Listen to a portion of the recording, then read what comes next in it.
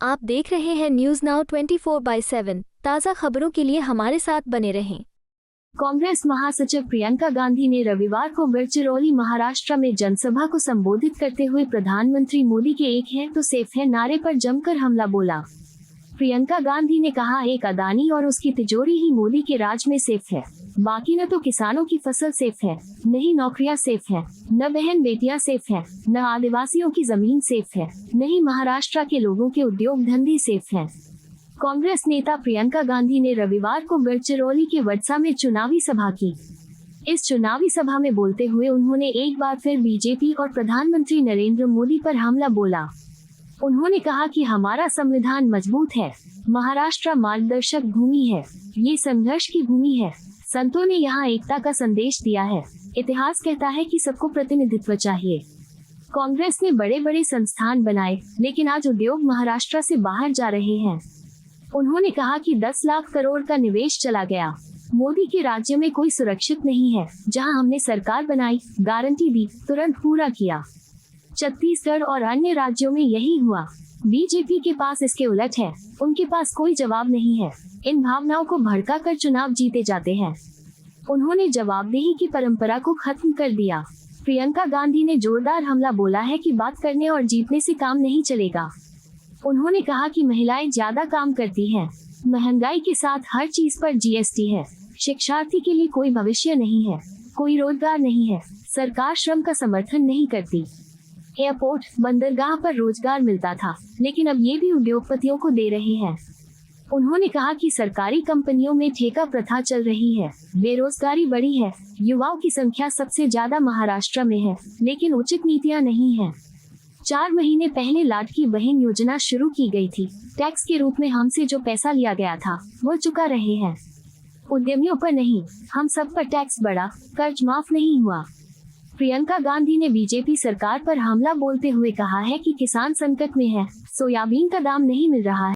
देखिए, ये छत्रपति शिवाजी महाराज, महात्मा फूले जी, सावित्रीबाई फूले जी, साहू जी महाराज जी, बाबा साहेब अंबेडकर जी की धरती है।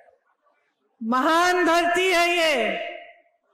बिरसा मुंडा जी की, टंटिया मामा, राघोजी भागरे, गुलाम महाराज जी की, उनके संघर्ष की, उनके सिद्धांतों की धरती है।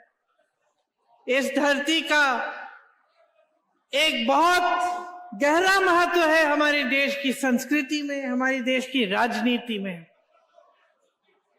और हमारी देश की एक तरह से हमारी देश की आत्मा में। जो आज हमारा देश है, एक लोकतंत्र है, हमारा मजबूत संविधान है, इसकी नींव इन्हीं की सोच से डली है, इन्हीं के कार्यशैली से डली, और ये इस महान इतिहास से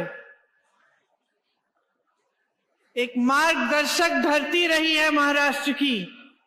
राजा विक्रमादित्य शाह गोंड जी, रानी दुर्गावती बाई जी, बापूराव शेडमाके जी, पूर्व सीएम मारोत राव कन्नमवार जी, श्री वसंतराव नायक जी, सुधाकर राव नायक जी, इन सब की कर्मभूमि है।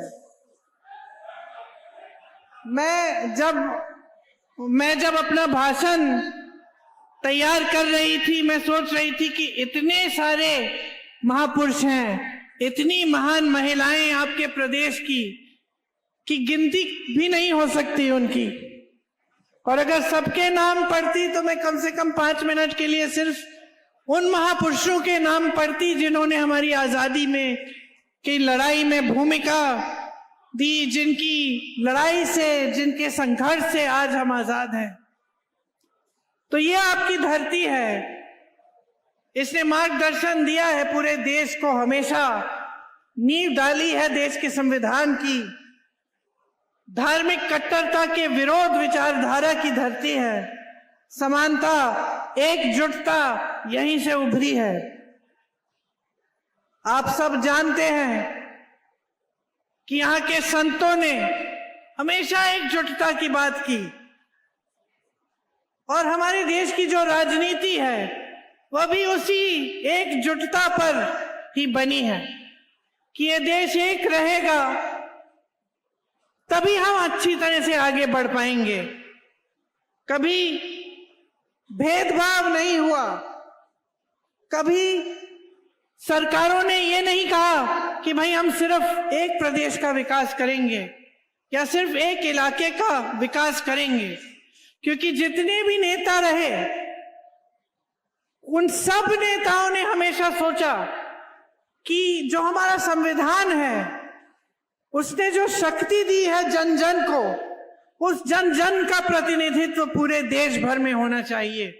तो बड़े बड़े उद्योग बने, पंडित नेहरू जी ने लगवाए, इंदिरा जी ने लगवाए, उसके बाद भी लगे। तो सिर्फ एक प्रदेश में नहीं, पूरे देश भर में लगे।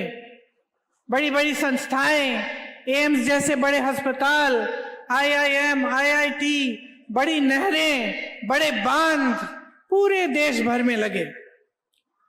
आज स्थिति क्या है कि भेदभाव हो रहा है महाराष्ट्र के साथ।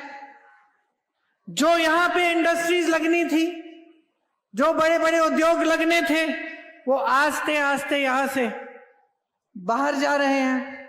आपने देखा होगा कि यहां से इन्होंने बड़ी बड़ी कंपनियां, सेमीकंडक्टर का प्रोजेक्ट महाराष्ट्र में आ रहा था, वो चले गया गुजरात। एयरबस का प्रोजेक्ट महाराष्ट्र में आ रहा था, वो भी गुजरात चले गया। सैफरन प्रोजेक्ट आ रहा था, वो भी गुजरात चले गया। बल्क ड्रग पार्क प्रोजेक्ट, वो भी प्रदेश से बाहर चले गया।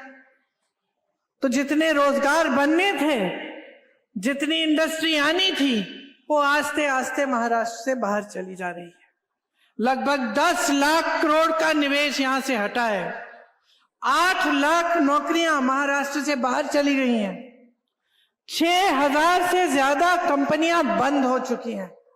ये आज महाराष्ट्र की स्थिति है। बड़े बड़े नेता आते हैं भाजपा के, शिवाजी महाराज जी का नाम लेते हैं, बातें बहुत बड़ी बड़ी करते हैं, साथ साथ शिवाजी महाराज जी का अपमान भी हो रहा है। उनकी प्रतिमा का शिलान्यास 7 साल पहले मोदी जी ने लगवाया। किसी ने पूछा क्या हुआ? वो प्रतिमा बनी ही नहीं। आस्ते आस्ते उसका काम बंद किया गया, उसका निर्माण ही बंद हो गया। संसद के बाहर उनकी प्रतिमा थी, वो हटाई गई। सिंधुदुर्ग की जो प्रतिमा बनी, उसकी हालत देखिए, दह गई। इतना भ्रष्टाचार था कि उसके बनाने में भी भ्रष्टाचार किया। लेकिन हां, मंच पर नाम जरूर लेंगे। असली सम्मान नहीं है, इनकी बातों में गहराई नहीं है, सिर्फ नारेबाजी है। बड़े बड़े नारे देते हैं। एक है तो सेफ है। सेफ अंग्रेजी का शब्द है, इसके 2 मायने होते हैं अंग्रेजी में। एक तो होता है सेफ, जो सुरक्षित होता है। दूसरा होता है सेफ, जो तिजोरी होती है। और पूरा देश जानता है मोदी जी कि आपके राज में एक ही सेफ है, अडानी जी। और वही अडानी जी आपकी तिजोरी भी रखते हैं। इनके राज में ना किसान सुरक्षित है, ना मजदूर सुरक्षित है, ना मेरी बहनें सुरक्षित हैं, ना यहाँ के उद्योग सुरक्षित हैं। क्या सुरक्षित है? सिर्फ खोखले नारे देते हैं, चुनाव के समय आ जाते हैं, बड़ी बड़ी बातें करते हैं, चुनाव के बाद कुछ होता नहीं है। दूसरी तरफ आप कांग्रेस की सरकारों को देखिए। जहां जहां कांग्रेस की सरकार बनी, हमने गारंटी दी। हमने कहा चुनाव के बाद हम इन गारंटियों को, आपको गारंटी देते हैं, हम ये चीजें करेंगे। आप कर्नाटका में फोन लगाइए, तेलंगाना में फोन लगाइए, हिमाचल में पूछिए, जो गारंटी हमने दी वो चुनाव के 1 दिन बाद से लागू होनी शुरू हुई।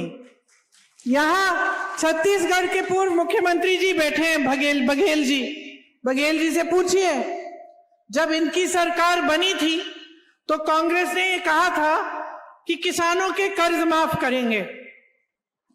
बघेल जी, सच है कि नहीं? कि 24 घंटों के अंदर अंदर आपने किसानों के कर्ज माफ करना शुरू किया। 24 घंटों के अंदर अंदर। तो जो हम कह रहे हैं वो एक जमीनी बात है, वो सच्चाई की बात है। हम कहते हैं कि हम कुछ करके दिखाएंगे, तो चुनाव के बाद जैसे ही सरकार बनती है वो काम शुरू हो जाता है। उसके विपरीत भाजपा की विचारधारा है, भाजपा की सोच है। ये सोचते हैं कि यहां मंचों पर कुछ भी कह सकते हैं, लेकिन कुछ करने की जरूरत नहीं है, उस पे खरा उतरने की जरूरत नहीं है, कि कोई जवाबदेही है ही नहीं जनता के प्रति, कि जब चुनाव आएगा तो हम ऐसे ही नारे दे देंगे, जनता का जो ध्यान है उसको बांट देंगे, इधर उधर कर देंगे, धर्म के आधार पर कुछ कह देंगे, जाति के आधार पर कुछ कह देंगे, जनता के जज्बात ऊपर उभर जाएंगे, जनता का ध्यान भटक जाएगा और हम चुनाव जीत जाएंगे। तो एक जो जवाबदेही होती थी, जो हमारे संविधान ने बनाई, संविधान में लिखी हुई है कि वोट आपका है, शक्ति आपकी है, आप बदलाव ला सकते हो, जनता के प्रति जवाबदेही होगी हर नेता की, हर प्रधानमंत्री की, हर मंत्री की। वो इन्होंने आस्ते आस्ते 10 सालों में वो परंपरा छोड़ दी है और वो जवाबदेही खत्म होने जा रही है।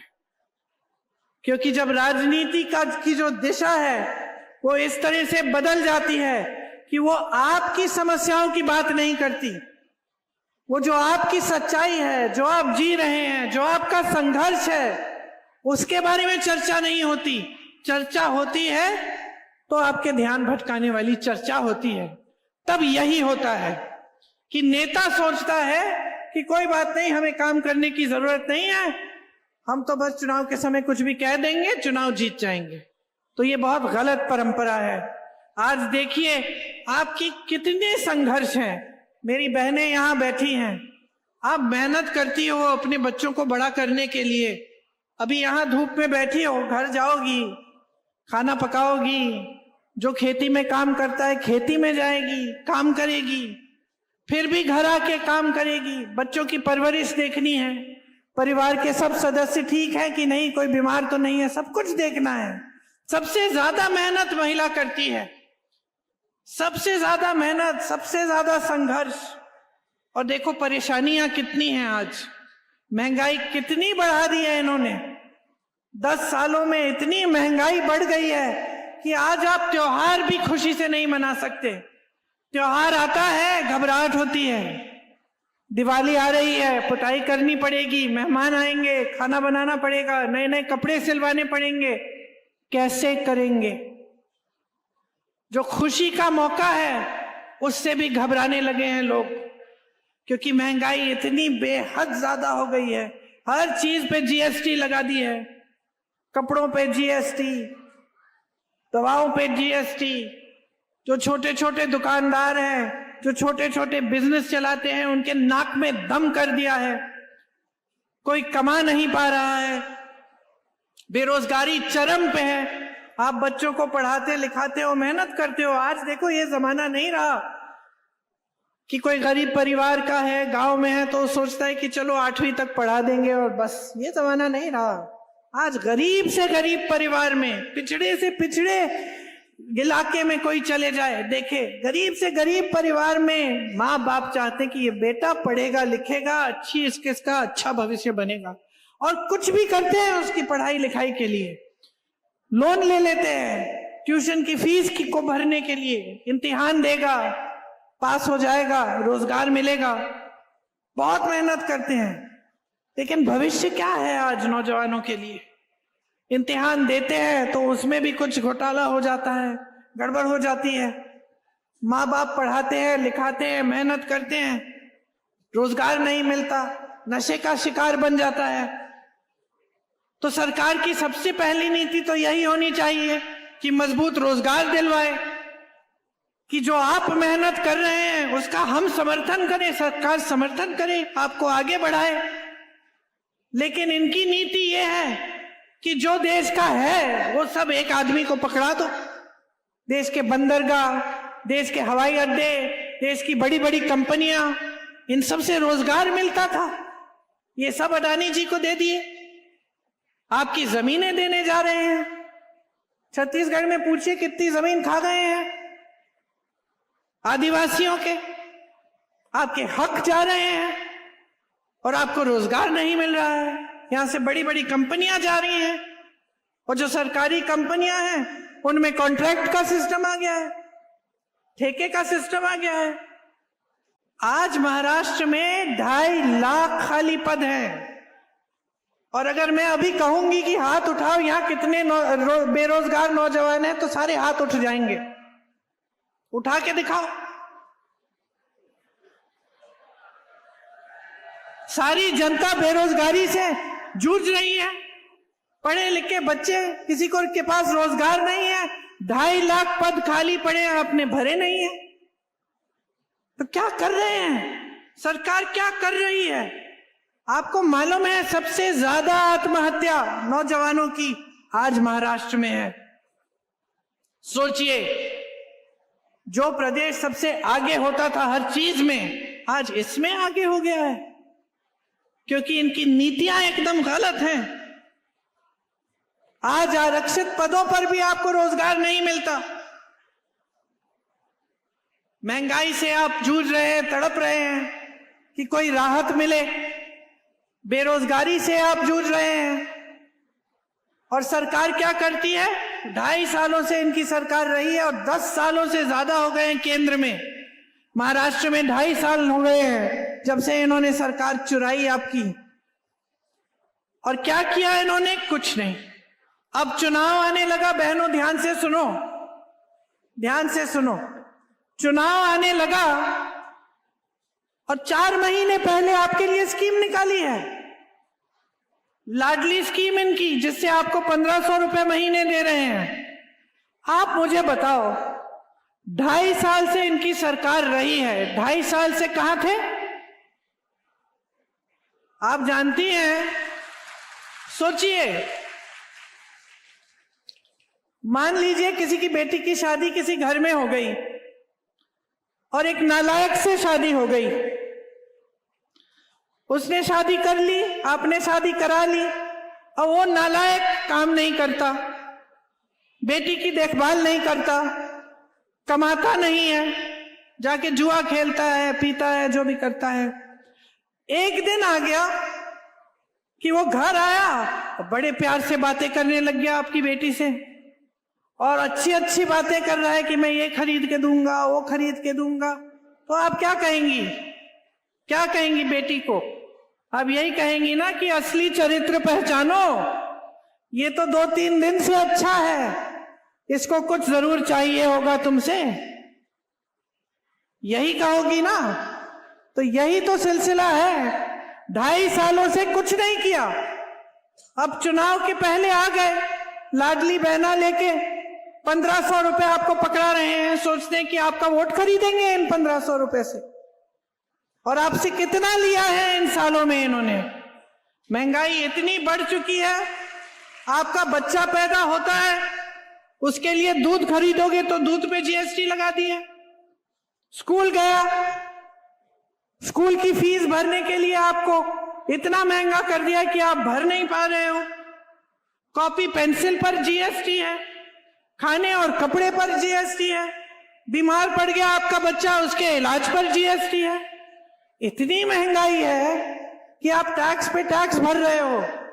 और ये बड़े बड़े उद्योगपति, इनकी टैक्स नहीं, इनकी टैक्स आगे नहीं बढ़ी है, आप पे टैक्स डालते रहते हैं। इनकी टैक्स वही की वही है जहां पहले थी, उसको नहीं बढ़ाया है किसी ने। 16 लाख करोड़ रुपए इन्होंने बड़े बड़े उद्योगपतियों के माफ किए हैं। किसानों का कर्ज माफ किया है। आपके लिए कोई भी सुविधा है? आज किसान परेशान है, चाहे वो कपास का किसान हो, परेशानियों से लदा हुआ है, कमा नहीं पा रहा है, हर चीज पे का दाम महंगा हो गया है, खेती पे जीएसटी है, सब चीज महंगी हो गई है, खेती नहीं कर पा रहा है। सोयाबीन का किसान, कपास का किसान, किसी से भी पूछ लें। मैं पूछना चाहती हूं आपसे, आप कमा पा रहे हैं क्या अपनी खेती से? आज इतनी परेशानियां हैं कि सिर्फ आप परेशानियों में ही उसी दलदल में फंसे हुए हैं, निकल नहीं पा रहे हैं। तो ये परिस्थितियां हैं यहाँ की। यहाँ आदिवासी भाई बहन बहुत है मेरे। आपको मालूम होगा कि यूपीए के समय में तड़ोबा को फॉरेस्ट रिजर्व से के माइनिंग से बचाया था, प्रस्ताव को नकार दिया था। 2020 में मोदी जी की सरकार ने 41 कोल ब्लॉक की प्रक्रिया शुरू की। महाविकास आघाड़ी ने इसको रुकवाया, लेकिन आज इन चीजों की कहीं रोक नहीं है। जो आपकी जमीनें हैं ये दी जा रही हैं माइनिंग के लिए, अलग अलग चीजों के लिए आपसे छीनी जा रही हैं। बड़े बड़े उद्योगपतियों के लिए, अडानी जी जैसे उद्योगपतियों के लिए सारी नीतियां बन रही हैं, लेकिन आपको जो सुरक्षित रखती हैं उन नीतियों को कमजोर किया जा रहा है। कांग्रेस का वनाधिकार कानून था, आदिवासियों को जंगल, जल, जमीन पे हक दिया था, और ये हक कोई आसान नहीं था। ये आपकी परंपरा है, पुराना हक है आपका। और मेरी दादी जी इंदिरा जी कहती थी कि जो आदिवासी भाई बहन हैं, इनकी जो परंपरा है ये सर्वोपरि है। उस समय लोग इस बात की गहराई को समझते नहीं थे। आज पूरे विश्व में लोग कहते हैं कि पानी, कि धरती, हमारे पहाड़, हमारे जंगल, इनका आदर करना चाहिए, इनको बचा कर रखना चाहिए, नहीं तो हमारी पूरी पृथ्वी ही खत्म हो रही है। आज पूरी दुनिया आपकी तरफ देखती है कि आपके कैसे रीति रिवाज हैं, आपकी क्या परंपराएं हैं, आप किस तरह से अपना जीवन जीते हैं, जल, जंगल, जमीन का आदर करते हैं। ये बात उस समय इंदिरा जी समझ गई थी, इसीलिए उनका जो नाता है आपसे वो एक बहुत गहरा पुराना नाता था। और उसी रिश्ते, उसी समझ पर ये कांग्रेस पार्टी की नीतियां बनी, आपको सुरक्षित रखने के लिए। पेशा कानून भी बना आपको सुरक्षित, आपके हक को सुरक्षित रखने के लिए। आज ये सारे कानून कमजोर किए जा रहे हैं। महाराष्ट्र में 4 लाख आदिवासियों ने FRA के क्लेम लगाए हैं। 2 लाख क्लेम इसमें से रिजेक्ट हो गए हैं, वापस कर दिए गए हैं। पूरे देश में 22 लाख आदिवासियों की जमीन पे क्लेम है, वो नकार दी गई है। तो आपका जमीन पे जो आपका हक है वो कमजोर किया जा रहा है। मुझे मालूम है कि यहाँ पे उस सिकल सेल एनीमिया जो है उसकी वजह से काफी परेशानियां हैं आपकी। महाराष्ट्र में 16,000 से ज्यादा मरीज और ज्यादातर आदिवासी समुदाय के हैं। 4,000 मरीज अकेले गढ़चिरौली के हैं। स्वास्थ्य सुविधाएं बदहाल हैं। ये बड़ी बड़ी बातें जो मोदी जी, उनके मंत्री जी करते हैं आपके सामने, ये सिर्फ बातें ही रह गई। स्वास्थ्य की बात है, शिक्षा की बात है, बेरोजगारी की बात है, महंगाई की बात है, तो कोई काम नहीं हो रहा है। मैंने देखा और बहुत दुख हुआ इसे देख के कि मेरे एक आदिवासी भाई अपने बेटे की लाश को 15 किलोमीटर हाथों में लेके चले।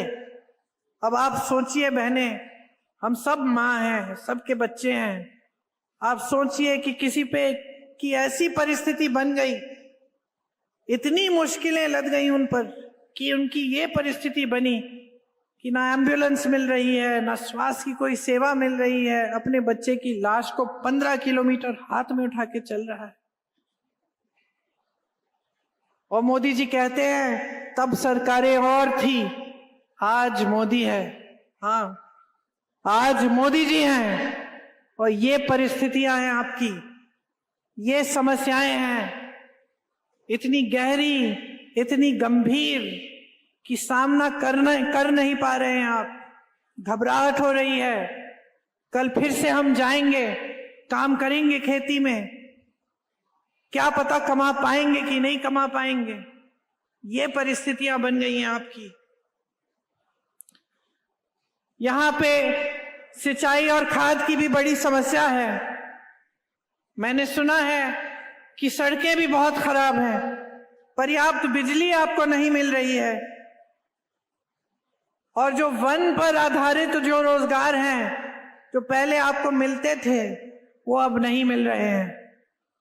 स्कूल नहीं है, अस्पताल नहीं है ढंग के, तो आगे भविष्य क्या है इस सदी में 2024 में, जबकि जैसे मैंने कहा सब चाहते हैं कि अपने बच्चे बड़े हों, पढ़ें लिखें, उनका भविष्य मजबूत हो, लेकिन ये परिस्थितियां बनी हुई हैं आपकी। यहाँ के मेरे बंगाली भाई बहन जिनको 1971 में इंदिरा जी ने जिनका पुनर्वास कराया, आज उनकी भी बड़ी समस्याएं हैं, और हम चाहते हैं कि आपकी भी समस्याएं पर ध्यान हो, और अगर हमारी सरकार आए तो हम आप सबको मदद कर पाएं। मैंने किसानों का जिक्र किया था, आपको याद होगा कि कपास का रेट कितना होता था कांग्रेस के समय में, 8,000 रुपए मिलते थे, अभी 6,000 रुपए हैं। कपास का आयात करके आपके कपास का दाम घटाया है। ये हैं इनकी नीतियां। 10 सालों से सोयाबीन का रेट का जो दाम है वो बढ़ा नहीं है। कांग्रेस के समय में 7,000 8,000 रुपए होता था, आज 4,100 रुपए है। तो आप ही सोचिए कि आगे बढ़ने के बजाय आप पीछे हट रहे हैं। किसानों की कमाई बढ़नी चाहिए, समय के साथ वो घटती चली जा रही है। प्याज का निर्यात बैन कर दिया, बैन हटाया क्योंकि आप लोगों ने कहा कि ये ठीक नहीं है, बैन हटाया, एक्सपोर्ट ड्यूटी लगा दी, 50 लाख टन फसल बर्बाद हुआ। दूध के उत्पादक जो किसान हैं उनको सही दाम नहीं मिलता, संतरे के निर्यात पर ड्यूटी बढ़ा दी, खेती का सामान सब महंगा हो गया है, आज हर चीज पे जीएसटी है। तो आप बताइए आगे कैसे बढ़ेंगे। मेरे भाई राहुल गांधी जी ने एक यात्रा की, न्याय यात्रा थी। उन्होंने कहा कि देश के हर एक इंसान के लिए न्याय होना चाहिए। कश्मीर से कन्याकुमारी से कश्मीर तक यात्रा की, मणिपुर से मुंबई तक यात्रा की, और यही कहते गए कि हमें न्याय दिलवाना है जनता को, कि जाति जनगणना होनी चाहिए जिससे देश में पता चले कि सबकी क्या संख्या है और आरक्षण सही ढंग से दिए जाए। उन्होंने कहा कि आरक्षण पर जो 50% सीमा है वो हटनी चाहिए। हर रोज कह रहे हैं, देश के एक कोने से दूसरे कोने तक यात्रा करते हैं इसको कहने के लिए। और मोदी जी क्या कहते हैं कि राहुल जी आरक्षण के खिलाफ हैं। आप सोचिए कितना बड़ा झूठ कह देते हैं आपके सामने।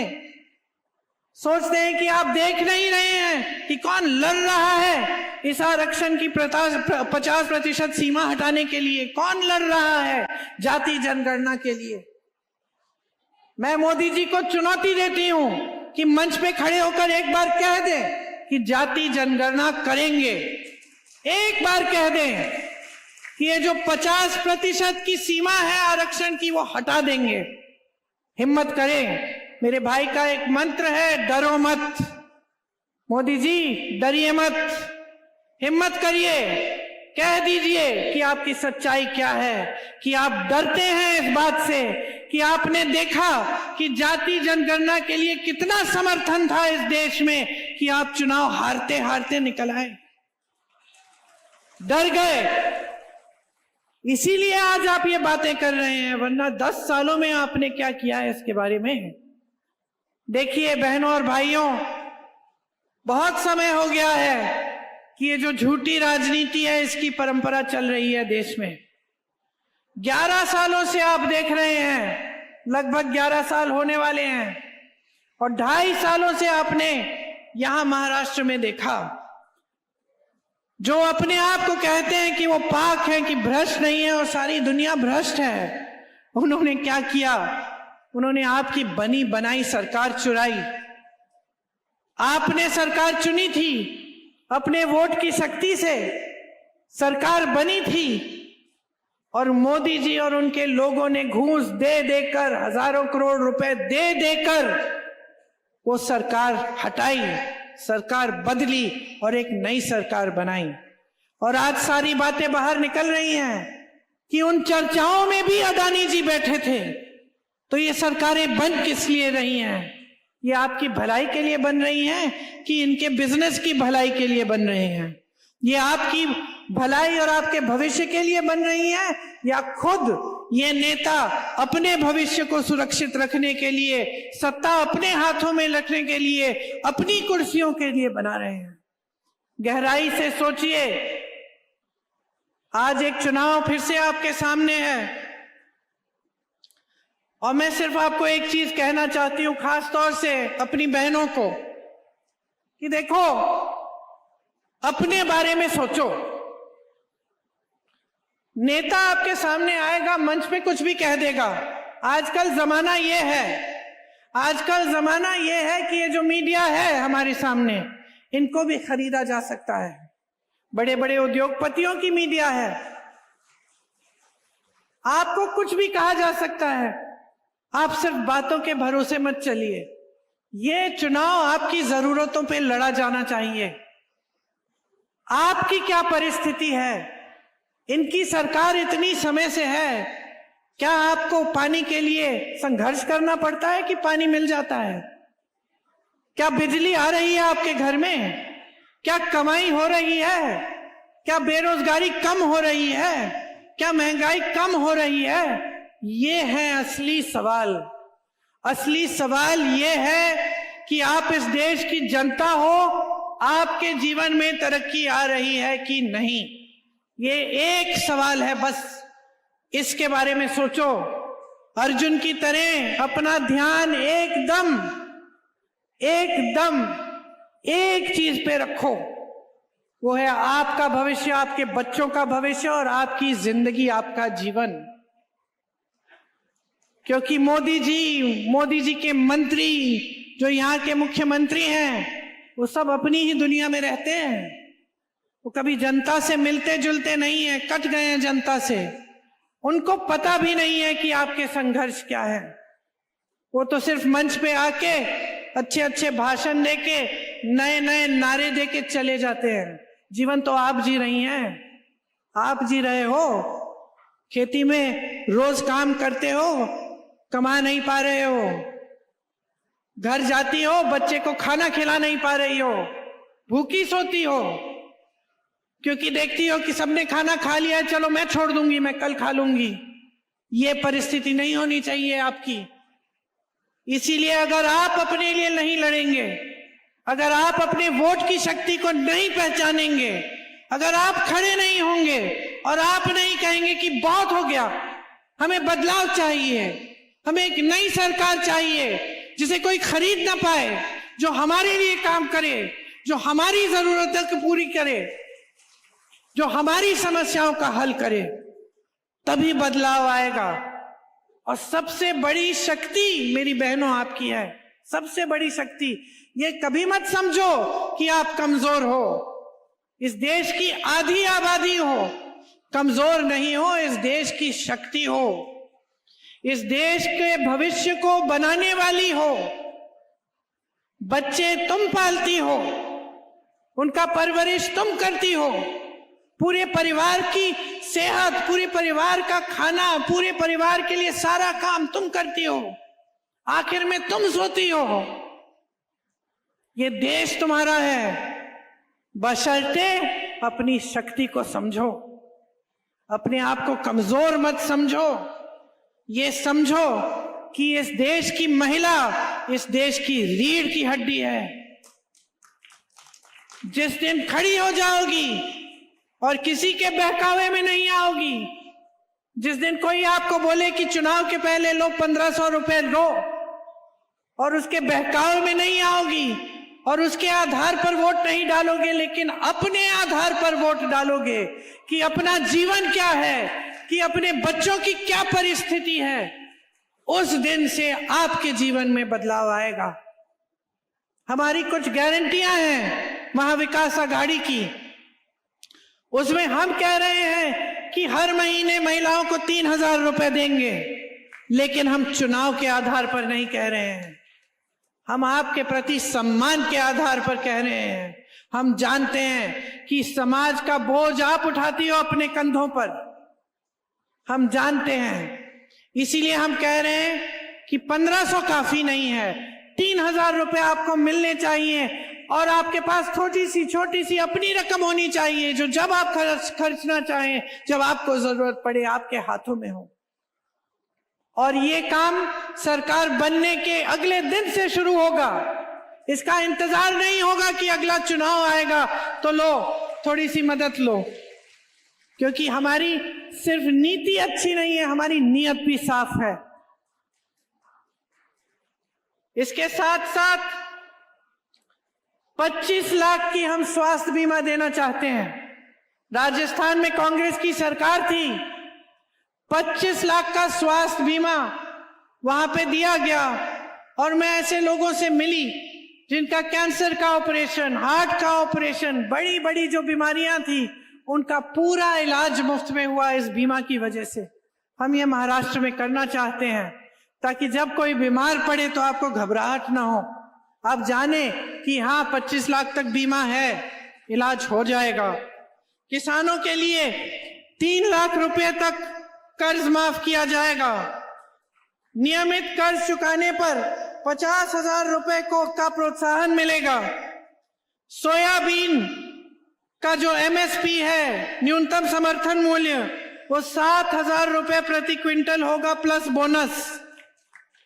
कपास के लिए आपको सही दाम मिलेगा और प्याज के लिए उचित दाम तय करने के लिए एक कमेटी बनाई जाएगी ताकि प्याज के लिए भी आपको उचित दाम मिले। यहाँ पे जो नौजवान हैं जिन्होंने हाथ उठाया कि बेरोजगार हैं, ये जो 2.5 लाख पद खाली हैं इनके राज्य में, इनको पूरा करने के लिए, इनको भरने का काम महाविकास आघाड़ी की सरकार करेगी। जो नौजवान बेरोजगार हैं उन्हें 4,000 रुपए प्रति माह बेरोजगारी भत्ता भी मिलेगा ताकि जब तक नौकरी न मिल जाए तब तक कुछ सहूलियत हो, कुछ सहायता मिले। देखिए, मैंने स्पष्ट कहा काफी बार कि ये चुनाव आपकी समस्याओं के बारे में होना चाहिए। ये चुनाव जो है ये आपके सम्मान, आपके अधिकार, आपके विकास का चुनाव है। इसमें आप अपना वोट एकदम ध्यान से इस्तेमाल करिए, विवेक से इस्तेमाल करिए। मैंने कहा कि हम लोगों की बातों में मत पड़िए। मैंने कहा देख लीजिए कि दूसरे प्रदेशों में कांग्रेस की सरकार क्या कर रही है, क्या ऐसी गारंटियां पूरी हो रही हैं कि नहीं, तभी वोट दीजिए। तो मैं सिर्फ एक चीज कहने आई हूं आपसे, जागरूक बनिए, सतर्क बनिए, किसी के बहकावे में मत आइए। ये वोट जो है ये आपका भविष्य बनाएगा।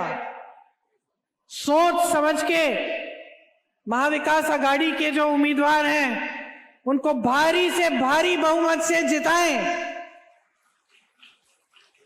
ताकि ये समस्याएं दूर होनी शुरू हो, ताकि आपके बच्चों का भविष्य मजबूत होना शुरू हो, ताकि ये जो बड़ी बड़ी समस्याएं हैं, बेरोजगारी, ये महंगाई, ये किसानों की जो समस्याएं हैं, ये दूर हो। ऐसी सरकार बने जिसकी नीति आपके लिए बने, किसी बड़े उद्योगपति की खाल बचाने के लिए नहीं, लेकिन आपके भविष्य को मजबूत बनाने के लिए बने। आपने बहुत शांति से और ध्यान से मेरी बातें सुनी, इसके लिए मैं धन्यवाद देती हूं। और मेरी आशा है कि चुनाव के दिन आप इन बातों को याद रखेंगे, याद रखेंगे कि ये चुनाव आपका चुनाव है, संविधान का चुनाव है, इस देश का चुनाव है और आप इस देश के रखवाले हैं। जय हिंद। आपको यह वीडियो पसंद आया हो तो इसे लाइक करें, हमारे चैनल को सब्सक्राइब करें।